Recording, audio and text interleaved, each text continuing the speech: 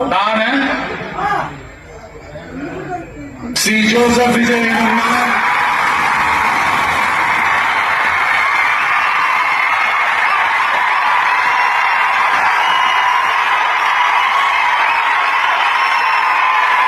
சட்டப்படி அமைக்கப்பட்ட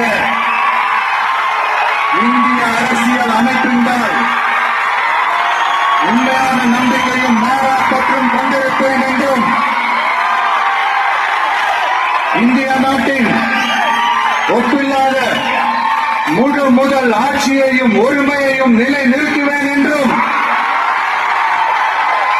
தமிழ்நாட்டு அரசின் முதலமைச்சராக உண்மையாகவும் உளச்சான்றின்படியும் என் கடமைகளை நிறைவேற்றுவேன் என்றும் அரசியல் அமைப்பிற்கும் சட்டத்திற்கும் இணங்க